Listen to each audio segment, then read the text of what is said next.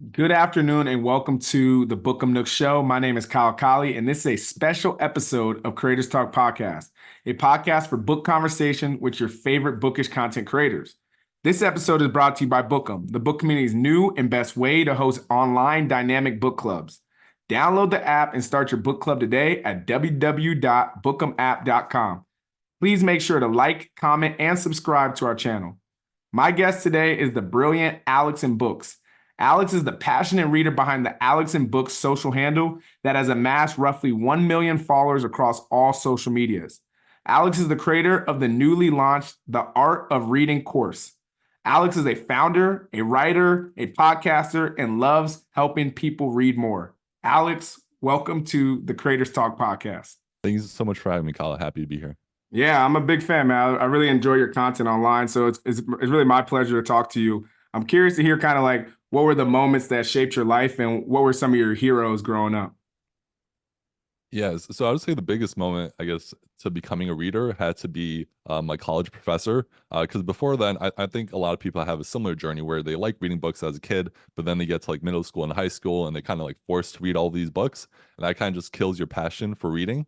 So I basically, I stopped reading altogether, didn't enjoy reading books at all. And then I had this college professor that worked at IBM for like, I think it was like 25 or 30 years. And he came in with like a nice suit. He had like a gold Rolex. And this was like the first professor I had that was like successful in business. And then it became a teacher instead of just like some young, 25-year-old PhD student trying to teach you about business. So I'm like, all right, this guy's legit. And the first day of class, he pulls out the book from his suitcase and he pulls out the book How to Win Friends and Influence People by Dale Carnegie. And he's like, this one book is responsible for all of my success. And like, if you only read one book in your life, read this one. And it was crazy. Up until that point, I didn't know like self-help books existed. I thought it was like textbook. You have fiction books, you have poetry books. I didn't know there was this whole genre called like self-help or self-improvement. So literally that day, went to the bookstore, picked up a copy of the book, and I thought it was going to be like a boring kind of textbook type of read.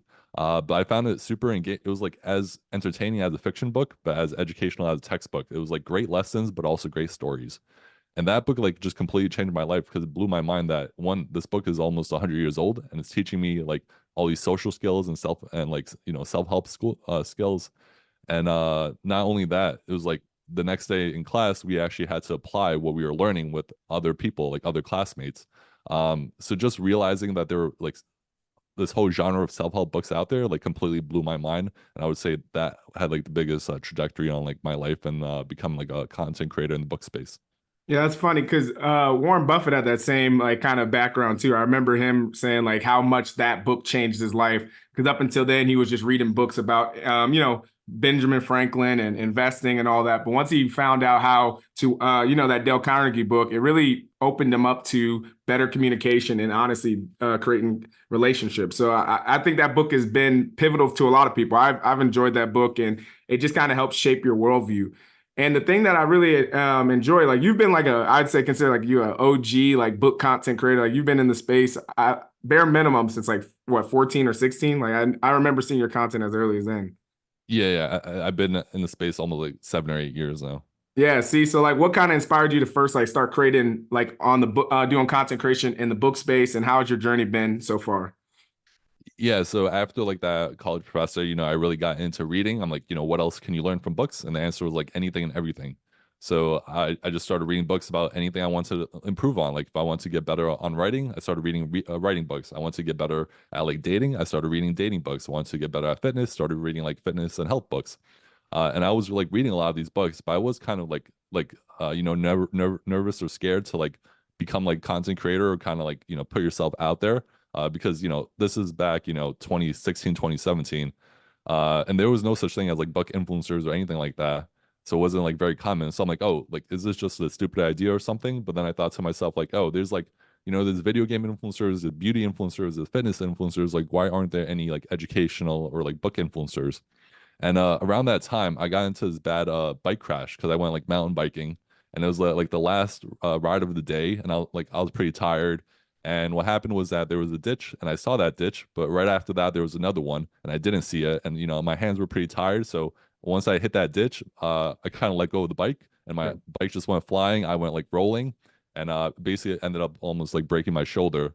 So I was in like a sling for like a few months and I couldn't do much. I couldn't play sports, I couldn't work out. And I was like, I have all this time. Let me do something productive. And that's when I'm like, okay, now let's try out this book thing. Let's try, blogging. Let's try putting some posts on Instagram just because like, I have all this time. I'm not doing anything productive. What do I have to lose?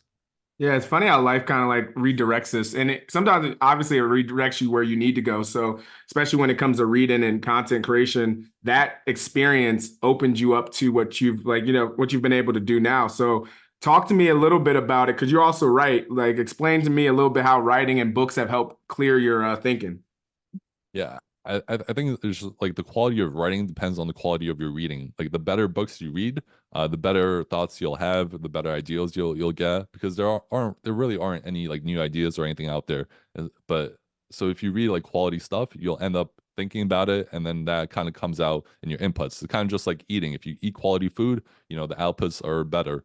So I think yeah, if you're just spending all your time reading the news or just watching like TikTok videos, it won't be as or you won't have as deep thoughts or as you know uh just better ideas as if you were reading some type of quality books. So I think yeah, if you want to become a better writer or Stephen King has this famous line, it's like if you don't have time to read, you don't have time to write.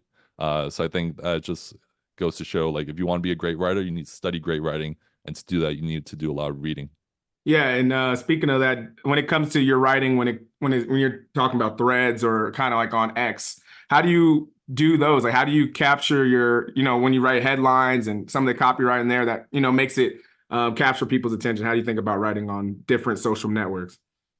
So there's like a famous 80/20 rule where, if you spend 80%, you could get, if you put in, spend the majority of the time doing one thing, it makes a huge difference. So like for that, I would spend 80% of my time just on the idea or the headline, and then 20% on the rest of the content. It's kind of the same thing as you see with YouTubers. Like if you don't get people to click on the thumbnail, they won't watch the rest of the video. So when it comes to like writing online, especially like Twitter, you need to spend the majority of time just on the headline, trying to, hook people into that.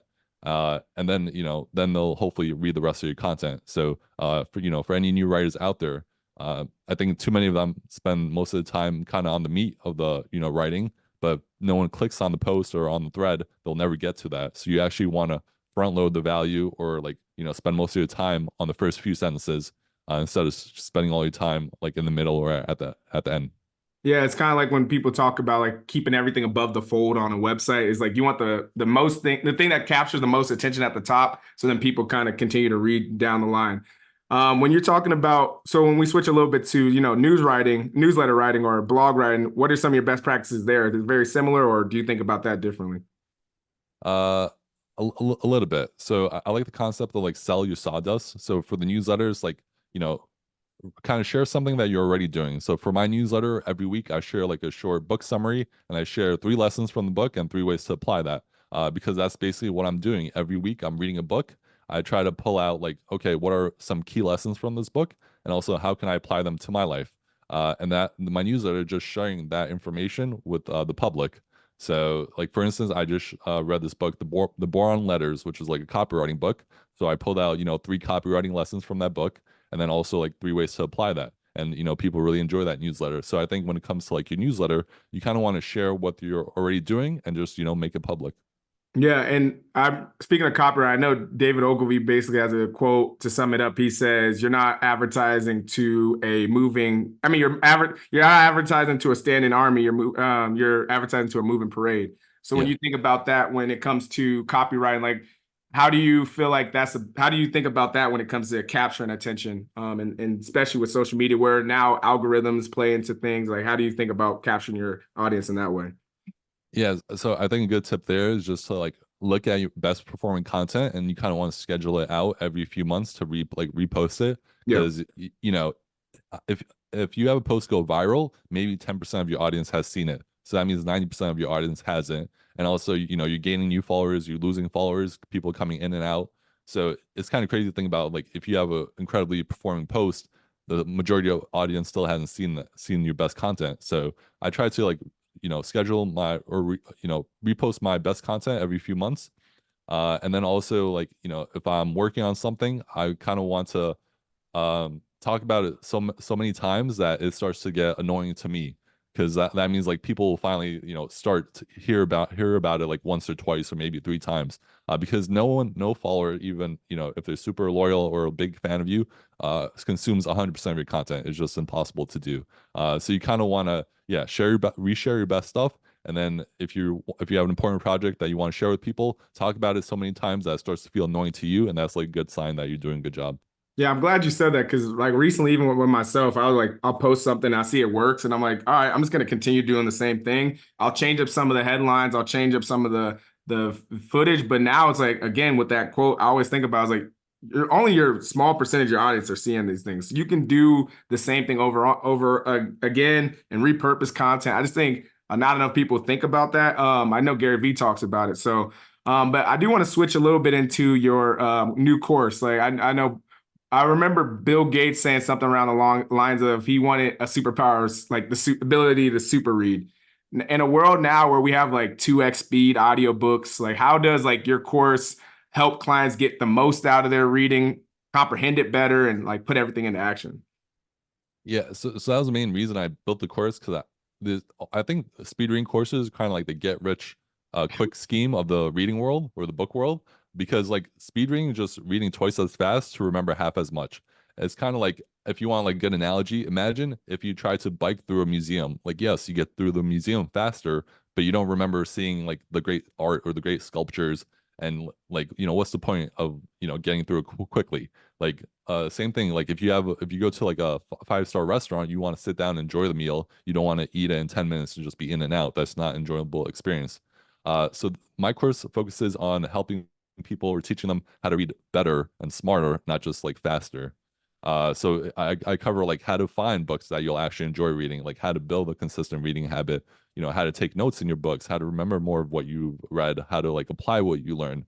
So it's not just, listen to the book on 2x or 3x speed, because that really won't do much for you. It's like, find out or learn how to find books that you'll actually enjoy reading, learn how to, get the most value from them and extract key lessons, and then figure out how to actually apply those lessons to improve your life, which is the main point of reading books. Yeah, what made you go down the course route as a creator versus like other things you could have done? Like what specifically made the course specific and important to you? So the first time I launched the course was about like a year or two ago, where I actually did like a live cohort because I wanted to test the idea, and I also wanted to get like immediate feedback from people. So when you have a live audience, you could kind of tell like which lessons really stick and which ones don't. So I think that was super valuable, and also I like the idea of just uh, I think Jack Butcher has this quote that you build once, sell twice. So once you build a course, you can sell it to an infinite amount of people. So that's just incredibly, a great leverage product. And yeah, it's like if anyone wants any of my reading tips or they want to learn how to become a reader, it's just like buy this one course and you'll learn everything I know in like 2.5 hours. So I think that's like a great deal for both people.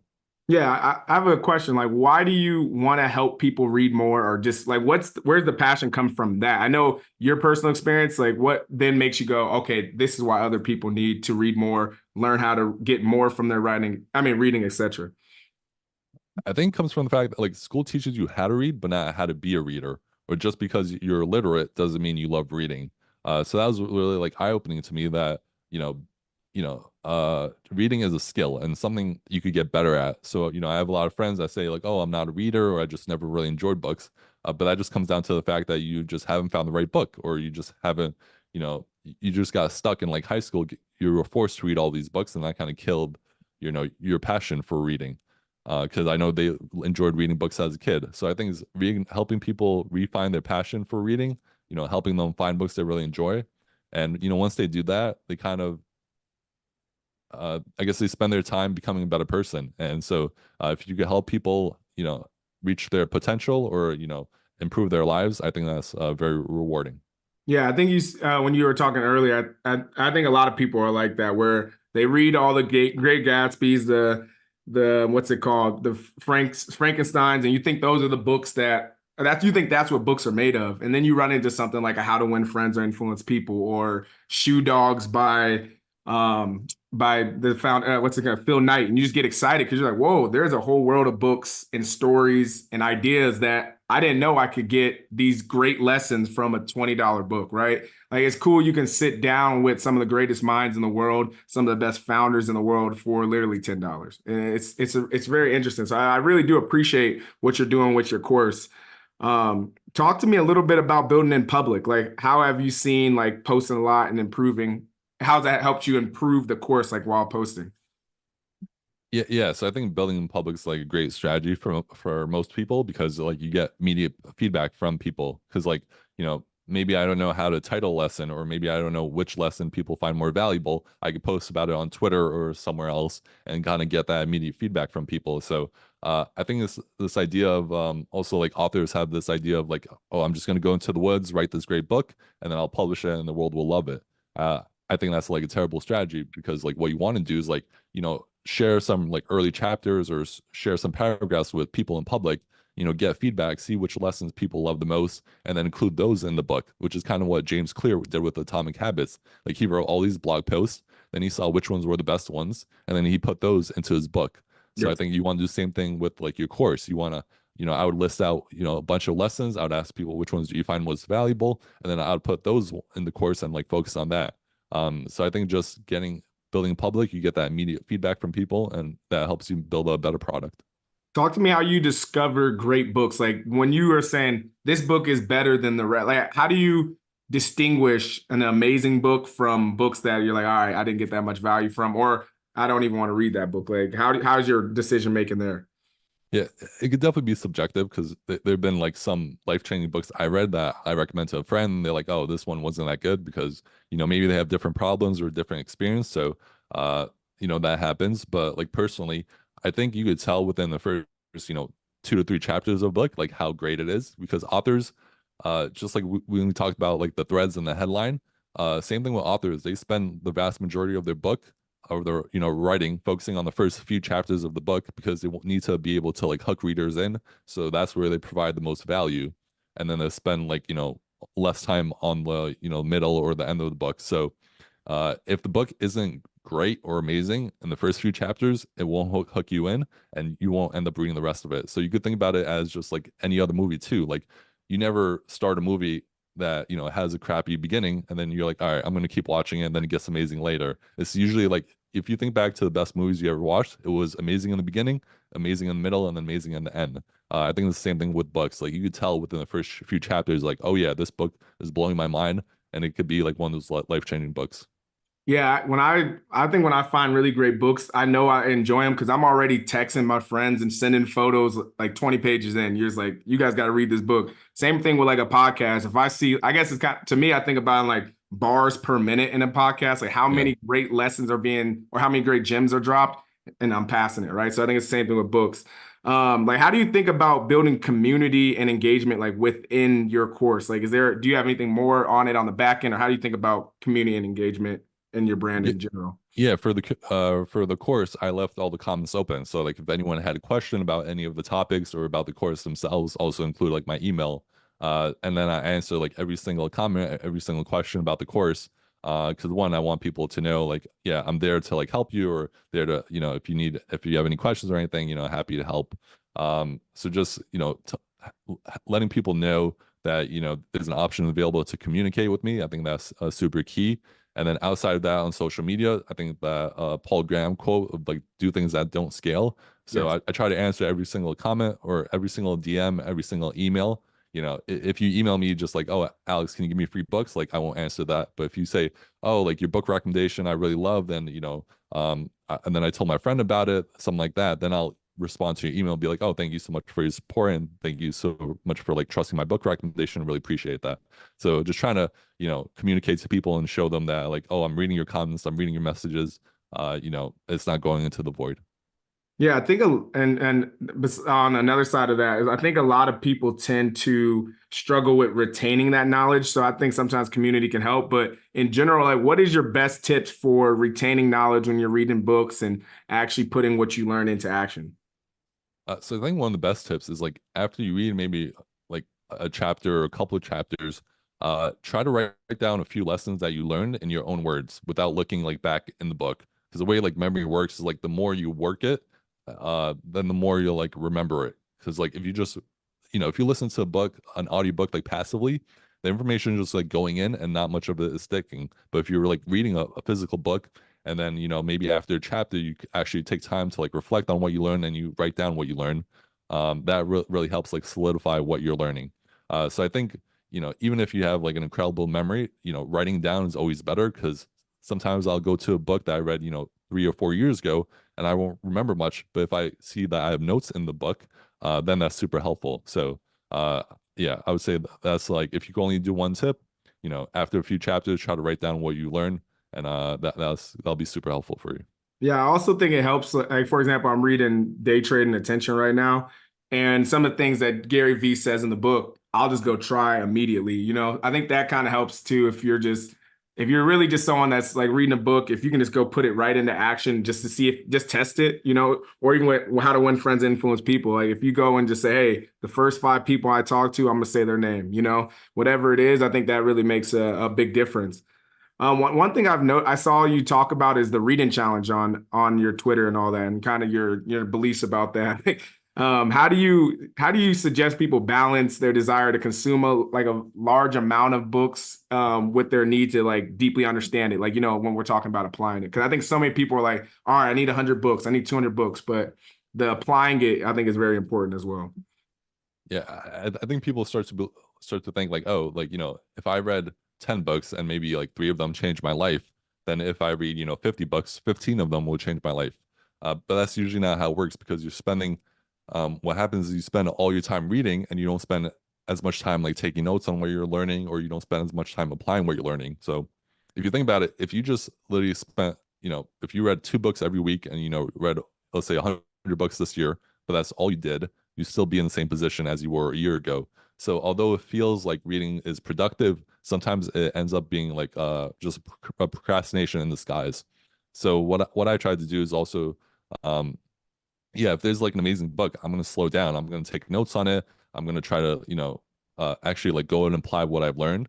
And then also I try to like reread a book every month or every 2 months. So that way, like if there was an amazing book, I'm going back to it and just trying to extract as much value from it as possible. Because if you think about it, just like with an amazing movie, like, The Departed or Inception, like you need to watch it at least 2 times to get all those tiny little details and clues to like understand it.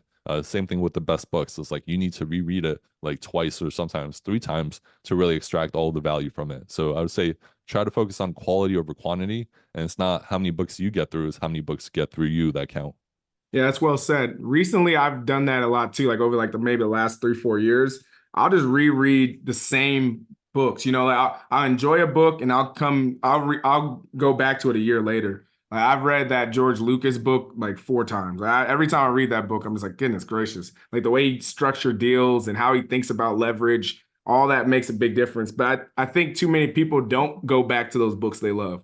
They'll say, oh, I just want to I just want to get to this level of I want to get to 100 books. So they just forget that there's so many, the books that had the most impact on your life will just continue to have it at different stages. Like what you thought was important 3 years ago, you come back to it now and you're like, whoa, I understand this part now, right? Yeah. Yeah. So talk to me about like your leadership skills. Like I know readers are leaders. So how has books helped you become a better leader? Uh, well, I don't have a team or anything like that, so I can't really apply any of like the leadership books that much. Unless like maybe the book Extreme Ownership by Jocko Willink comes to mind. And that book is just talks about how take ownership for everything in your life. So I think that's one of the rare books that you could apply to just your personal life. Um, but I think uh that was one of the mistakes I made early on in life, or early on as a reader, where I was like, all right, I want to be a CEO one day, so let me start reading all these management books.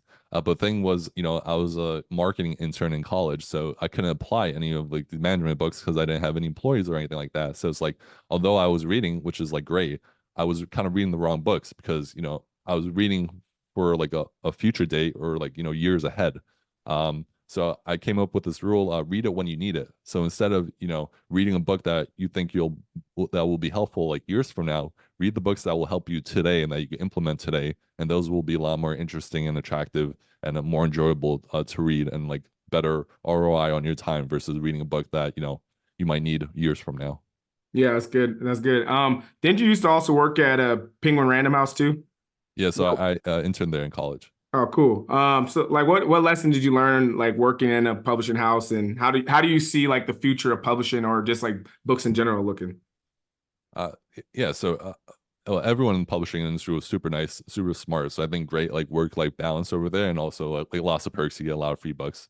So really cool. I guess like if you want like a more of a like a chill job, I think that's the place to be. I think just like the future of publishing, I think I was surprised like that they really weren't using social media that much, or that they didn't have like any in-house like book influencers. Like if I was a publishing company, that would be like the first thing I would do is like hire someone and be like, all right, you're kind of like the face or like one of the faces of this like book imprint. And all you have to do is read these fiction books and like summarize them or post content about them. And that's like literally all you have to do.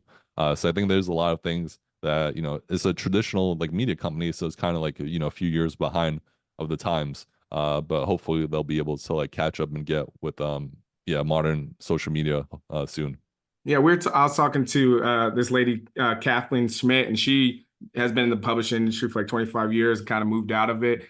And she was talking about how she went to a trade show or book show, and how they said they can't find the audience for certain books or things like that. And I'm just sitting there like, wow, I know tons of book influencers that have huge audiences that could tell these stories and market them. And I just don't think there's enough connection between like the publisher and the influencer, especially with how the market is starting to change. I think there's a great opportunity for book content creators to have their moment, and when it comes to, we've seen it with YouTubers and we've seen it with other spaces, but I think there's like people like yourself, and some of the other people we've talked to, is like there's a great opportunity for book content creators to have a larger part in what books are put into the world and how they're talked about. Yeah, yeah, I sure hope yeah, traditional publishers start, working more with book influencer. Like I've worked with a few publishers every now and then. They're like, "Oh, we have this new book coming out. Can you help post on social media and spread the word about it?" But it's also like, it's still pretty rare of a thing to do. Yeah, and I think what happens right there is that they see us with big followings and they go, "Oh, let me see if I can just give him an advanced reader copy," and he gives it to all of his fans. But I think that the more that the space gets refined, book content creators will have a chance to obviously monetize, whether it's you doing your courses, but other spaces as well. Yeah, last thing I want to do is just I always get into the reader's taste. So I want to know like what books you've known, what was the last book you read? What are you currently reading, and what do you plan to read next? So I just reread the book, How to Read a Book by Mortimer Adler. So that's part of like my, go back to like what's a book that I really enjoyed a few years ago that I haven't revisited in a while. So that was like my reread. My current read is A Guide to a Good Life. So it's kind of like the history about the Stoics and also like their philosophy. So that's my like, current read. And my next read will be rereading Alex Hormozy's books actually. So Okay. going back to that read it when you need it rule, it's like I'm working on rewriting the copy for my course and also, yeah, just like revamping it. So going back to his books and learning how to, improve sales, get more leads, that whole thing. So those are like the next couple books I'm rereading. Yeah, I need to tap into his books as well. What's a book that you hardly see on social media, but has had a profound impact on your life? This is a great book called Blue Mine. It talks about all the health benefits of looking at water, being in water, or just being near water. So that was super insightful and kind of breaks down the science of why that is. So if you think about it, like, if you think of the beach or like you just visualize a lake or being near a lake, you just instantly like feel better. But like, why is that? So this book kind of dives into like the science of that, and it even shows like um there's like three level of gyms. So you have like a gray gym, which is like people that work out indoors and like a gym. You have a green gym, so people that exercise outside, maybe they go for like a run in a park or something like that. And then what he calls blue gyms. So people that work out, by a beach or by a lake or something, and just changing the environment of where you work out has like a huge benefit of like how much benefits you get from exercise, how much it improves your mood and everything like that. So it really just breaks down the science of why humans like to be in water or near water or even look at water. So that was a really like fascinating book. And once you read that book, you're gonna be like, oh, I want to spend so much more time, or I want to move next to like a body of water or something like that. So that was really a fascinating read that I don't think a lot of people have read. Yeah, that's good. No, even, I work out, but I always kind of do the same thing. I need to make sure I like also go out and swim outside a little bit and enjoy that as well. The other thing is when it comes to your writing or your reading schedule, like how do you kind of form that into your time? Like how do you chalk up your day when it comes to reading? So I think the best times to read are early in the AM or late in the PM. So this is like, before, early in the AM, maybe when you're having your cup of coffee, or like before work, or like, back when I had to go into the office every day, I would get to work like half an hour early, and then I'd be reading at my desk. Because that way, if I was reading at home, I would kind of be stressed or anxious that I might be late to work, might miss the train, this and that. But if I got to work early, I had a half an hour to myself, just to like, and it was like nice and quiet, and also like looked good because like my boss or my manager would walk by and be like, "Oh, Alex is here early. He's reading." Like, great, like a great example. And also, like, if you're a parent with kids, you want to read before your kids are up. So you want to read early in the morning. So that's, I think, a helpful tip. Or like late in the PM. So this is like reading late in the evening. So like, let's say you're done with work, you're done with dinner, you're done with exercise, and you just have like a few, half an hour before going to bed to read. And it's a great way to like wind down, for the night, kind of just like relax your mind, get in like a more peaceful state, get ready for bed. So I would say that's usually kind of my two most common times that I read. So like, early in the morning, also try to sometimes go outside, try to get that Huberman sunlight, or Yeah. yeah, or like before bed when I'm like kind of tired and I know like I shouldn't be on social media. I should be like, doing something productive, and I'll, read for a little bit. And then once I start feeling tired, or my eyes like, if I'm rereading the same page twice, then I'm like, all right, I'm tired. It's time to go sleep. Yep, sounds good. The way I like to end this podcast, always, it's a two-sided question, but you can have two different answers to it. What would you like to see more of in the book world? Mhm. That's a good question. I think more people giving nonfiction books a chance, because I know the majority of readers in the world are fiction readers. So I think if you're a fiction reader, try to give a nonfiction book a chance. Be like, what area of my life could I, improve on, or what's a skill I want to learn, and go pick up a book on that category. Because, it's kind of like the difference between reading for entertainment and reading for education, or just, if you're watching Netflix, that's entertainment. But if you're watching a documentary, that's educational. There's a lot of ton of great documentaries out there. So I think the same thing applies for books. Try something different, switch up your reading genres. You never know, you might discover something that you enjoy more of. That makes a lot of sense. And then on the other side, what would you like to see less of in the book world? I think people, I guess, judging what type of books uh people read, because I think all of us are on different levels. So, I like sometimes a friend will ask me for a book recommendation, and I know they don't read a lot of books, or maybe they read one book last year. So I'll give them kind of like an easier, or like more simpler book to read and digest. If they want to get into philosophy, I'll give them the book like The Daily Stoic, or like Meditations. Like I wouldn't give them a book like Friedrich Nietzsche or something like that, because it's just even for most people that book's like too complex or like hard to understand. Um, and I think a lot of people bash like more best-selling books, or like popular books, because they're like, oh, those books are for the masses. They're kind of watered down. But I think people need to graduate, or kind of improve their reading skills over time. You can't just tell someone, oh, go swim in this deep pool, if they never swam before. So you kind of gotta, guide them, and kind of give them time to improve their reading skills. And then, once they kind of finish those basic books, then they'll move on to like the harder and more difficult ones. So yeah, I would say don't judge someone for reading like a lighter book, or like a best-selling book, because, who knows, maybe they just started reading, yesterday or something like that. Yeah, that's very true. You want to give them what's it called? When you're talking about a tree, before you go to the branches and all that, you want to work on the stem, make sure people get the foundation, and then all the other stuff kind of helps. Like if I want to work on relationships, I think How to Win Friends is a great book. And then you might go into like Charisma on Command, where it's a little bit different. Like, you kind of want to spread it out. Yeah, Um, for sure. but yeah, Alex, thank you so much for being on the podcast. Please let us know how we can support, or where to find you on the internet, or anything that's coming up in your world. Yeah, so best place to follow me is probably Twitter and Instagram. You could just search for Alex and Books. You could also go to alexandbooks.com, where I have my newsletter. And then I'm currently working on revamping my reading course. So It's called The Art of Reading, where I teach people how to find and filter for amazing books, how to get more books into their life, and then how to get more life out of their books. So if you just follow me on social media, you'll end up seeing me post about the book and post about the course in the next month or so. So yeah, just type in Alex and Books and you'll find me online somewhere. Thank you so much, Alex. I truly appreciate your time, and thank you again for being on the podcast. Yeah, this has been awesome, Kyle. Thank you so much for having me on. Really appreciate it. Of course, thank you.